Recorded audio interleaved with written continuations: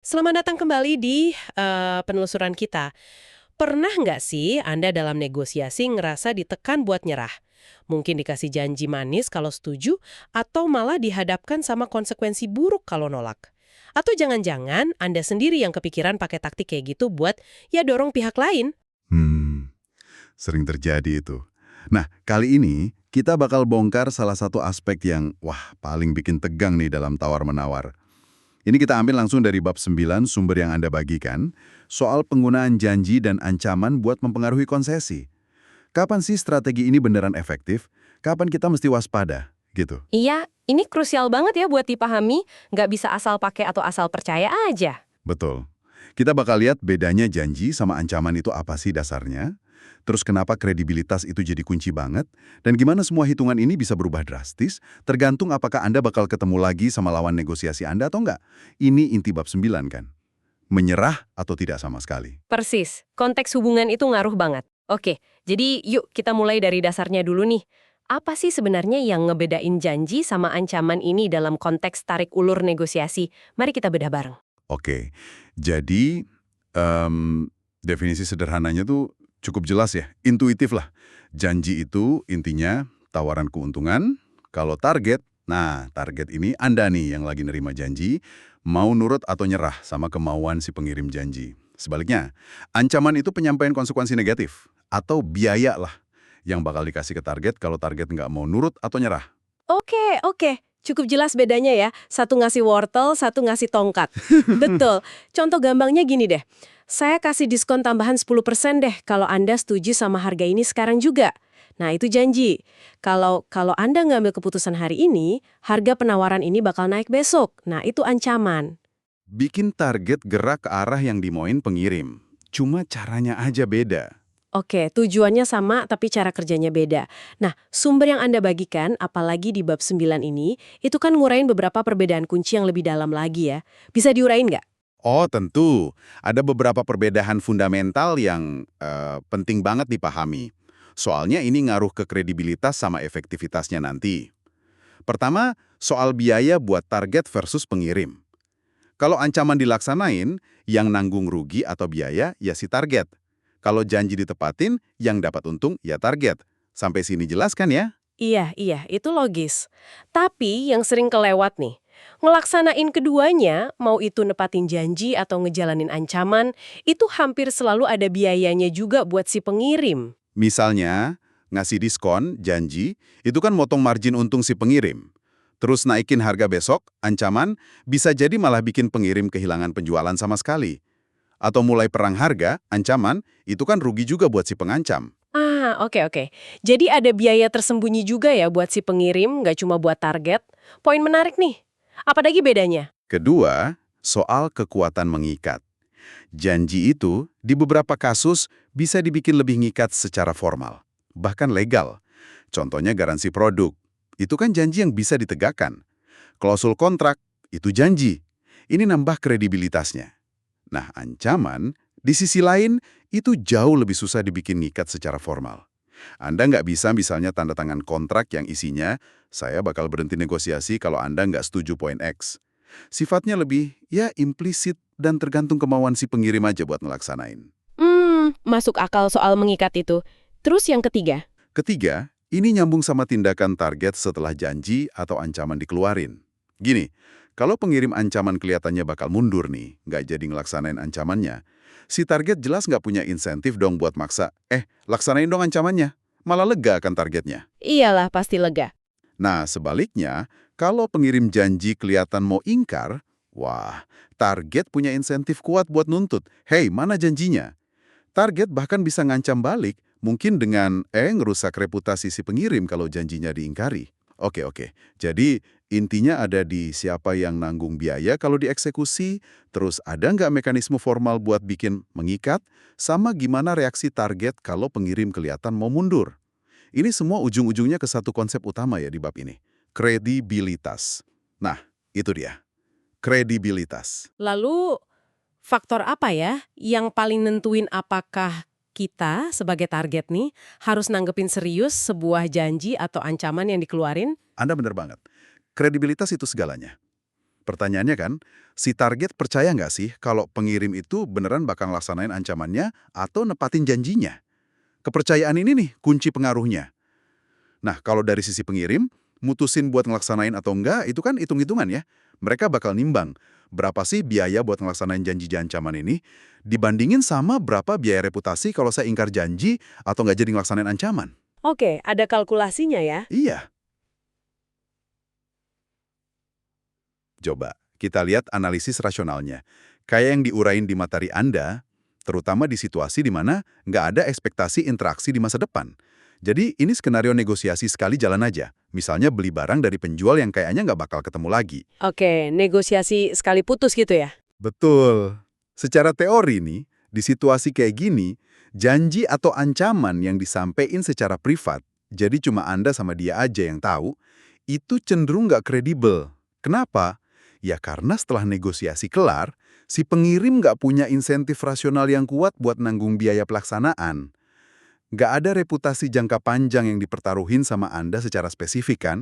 Jadi ya secara rasional, target mestinya nggak keganggu sama janji atau ancaman macam ini. Ada contoh konkret nggak dari sumbernya? Biar lebih kebayang. Ada. Bab itu ngasih contoh klasik soal ancaman perang harga.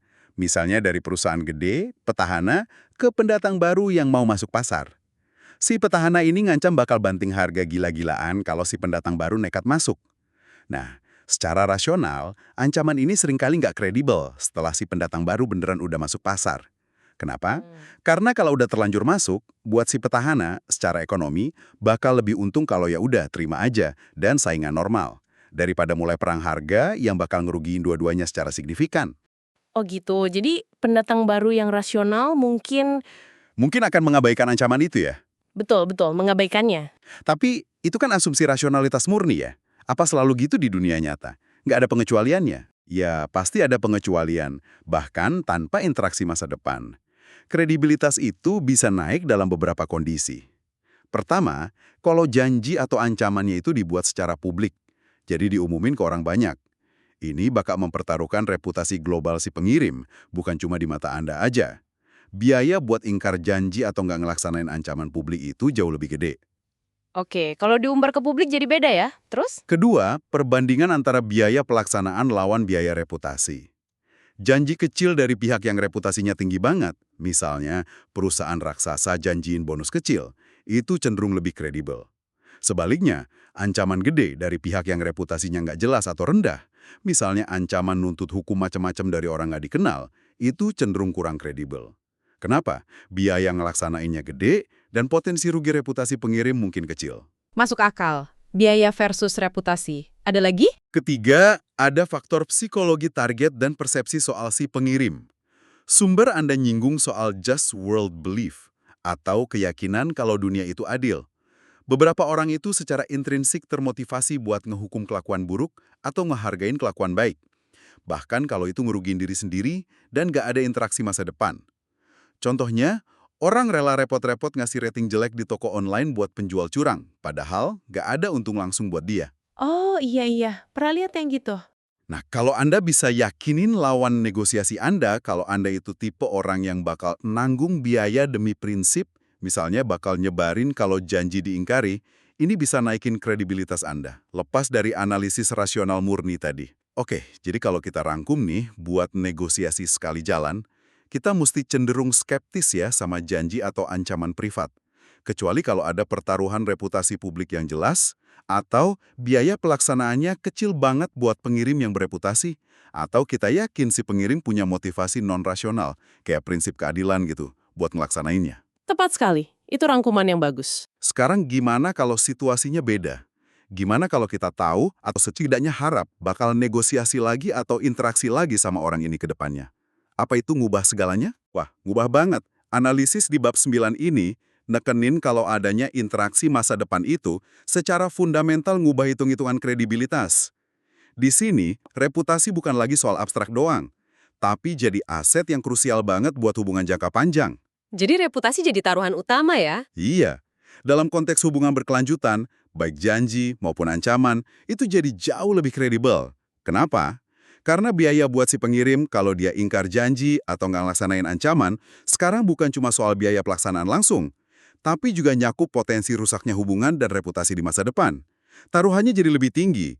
Kalau Anda dikenal sebagai orang yang suka ingkar janji atau cuma gertak sambal pakai ancaman kosong, ya orang nggak bakal mau bisnis atau kerja sama lagi sama Anda. Masuk akal banget. Tapi sumber itu juga nyorot adanya dilema khusus buat si target, ya, terutama pas ngadepin ancaman dalam konteks hubungan berkelanjutan. Bisa dijelasin nggak? Ya, ini dinamika yang menarik banget. Jadi gini, kalau si target nyerah sama sebuah ancaman di negosiasi sekarang, si pengirim kan jadi belajar sesuatu tuh. Oh, ternyata si target ini lemah atau gampang kena ancaman. Ini bisa ngerusak posisi tawar si target secara signifikan di semua negosiasi di masa depan sama pengirim yang sama. Nah, karena tahu ini, si target justru punya insentif kuat buat nggak nyerah sama ancaman itu. Bahkan kalau artinya dia harus nanggung konsekuensi negatif dari ancaman itu sekarang. Tujuannya apa? Buat ngebangun reputasi sebagai pihak yang nggak gampang ditekan, demi ngelindungi posisi di masa depan. Wah, ini bikin penggunaan ancaman jadi lebih beresiko banget ya buat si pengirim. Kalau ancamannya nggak cukup kuat atau targetnya mikir jangka panjang, ancaman itu malah bisa jadi bumerang dan memicu perlawanan keras. Tepat sekali. Ancaman dalam hubungan berkelanjutan itu kayak pedang bermata dua. Bisa efektif kalau kredibel dan targetnya nggak terlalu fokus sama reputasi masa depan. Tapi bisa jadi sangat kontraproduktif kalau target milih ngelawan demi jaga citra jangka panjang. Menarik sekali dinamikanya. Makanya, sumber yang Anda bagikan itu nyaranin beberapa strategi yang lebih bijak nih buat pengirim dalam konteks ini. Pertama, cuma keluarin ancaman yang Anda benar-benar siap dan mau laksanain kalau emang perlu. Ancaman kosong itu ngerusak kredibilitas permanen. Oke, jangan gertak sambal ya. Betul. Kedua, pakai ancaman terkecil yang efektif. Makin kecil ancamannya, makin rendah biaya pelaksanaannya buat Anda, jadi makin tinggi kredibilitasnya di mata target, dan makin kecil kemungkinan memicu perlawanan habis-habisan. Ancaman minimalis tapi efektif gitu ya. Ada contoh spesifik yang dibahas nggak? Ada. Bab 9 itu ngebandingin dua skenario. Pertama, kolega yang langsung ngancem mau keluar dari kantor kalau gajinya nggak dinaikin signifikan. Ini ancaman gede, risikonya tinggi buat dua pihak, dan bisa ngerusak hubungan kerja kan? Iya, bisa jadi awkward banget setelahnya. Nah, skenario kedua, kolega lain yang ngedeketin atasan, nunjukin data kompensasi pasar, atau bahkan bawa tawaran kerja dari luar, tapi sebagai alternatif ya, bukan ancaman langsung, terus buka diskusi soal penyesuaian gaji. Pendekatan kedua ini menurut analisis di sumber itu seringkali lebih efektif. Ini nunjukin kekuatan alternatif tanpa harus ngeluarin ancaman eksplisit yang provokatif dan berpotensi ngebakar jembatan. Oh, jadi lebih halus tapi tetap menunjukkan posisi tawar ya? Betul. Sumber itu juga ngutip studi yang nunjukin kalau timing sama kejelasan ancaman itu penting banget. Ancaman yang terlalu belak-belakan di awal negosiasi bisa langsung bikin suasana jadi musuhan. Sebaliknya, ancaman yang samar-samar atau baru dikeluarin di akhir negosiasi, pas suasana mungkin udah lebih enak, justru bisa kerasa manipulatif atau nunjukin kelemahan Anda karena nggak berani ngomong dari awal. Dua-duanya bisa kontraproduktif. Oke, timing dan kejelasan penting. Terus gimana soal janji dalam konteks hubungan berkelanjutan? Apa sama-sama jadi lebih kredibel juga? Ya, logikanya sama persis. Kredibilitas janji juga naik signifikan karena reputasi jangka panjang dipertaruhin.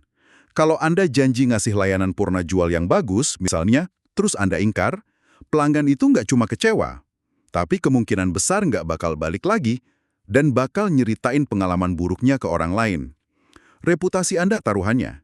Jadi efek dominonya lebih besar ya? Benar. Janji terbaik dalam hubungan berkelanjutan itu yang memenuhi kriteria ini.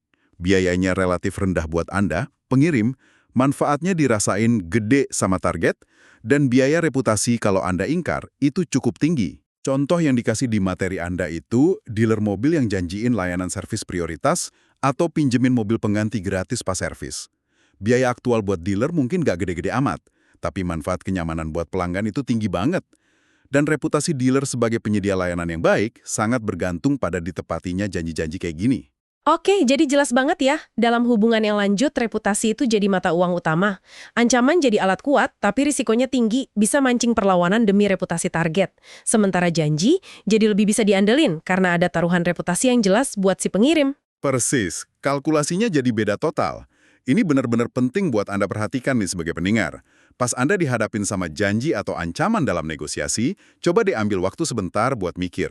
Saya bakal urusan lagi nggak ya sama orang ini di masa depan? Apa untung ruginya buat mereka secara spesifik buat nepatin janji ini atau ngelaksanain ancaman ini, termasuk dampak ke reputasi jangka panjang mereka? Itu pertanyaan kuncinya. Baiklah, kita udah kupas tuntas nih bab 9 ini.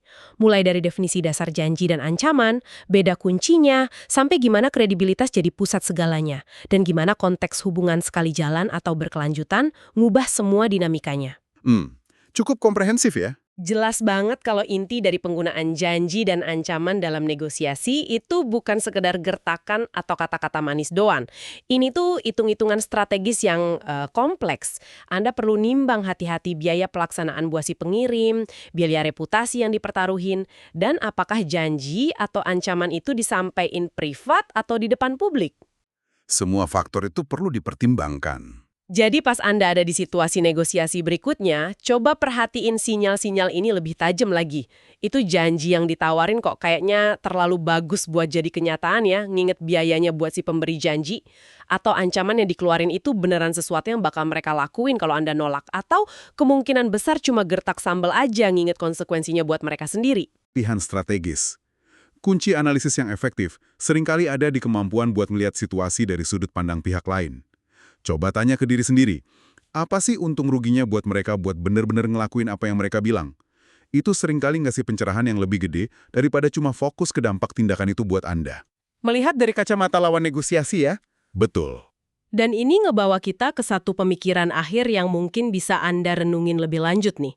Seberapa banyak sih keberhasilan sebuah negosiasi itu bergantung bukan cuma pada substansi atau apa yang diomongin secara eksplisit, Tapi pada kemampuan Anda buat ngebangun dan ngelola persepsi di benak lawan negosiasi Anda.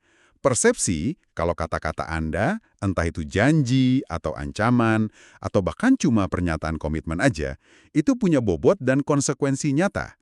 Gimana caranya Anda bisa ngebangun kredibilitas kayak gitu secara efektif? Mungkin bahkan tanpa harus benar-benar ngeluarin biaya pelaksanaan yang gede.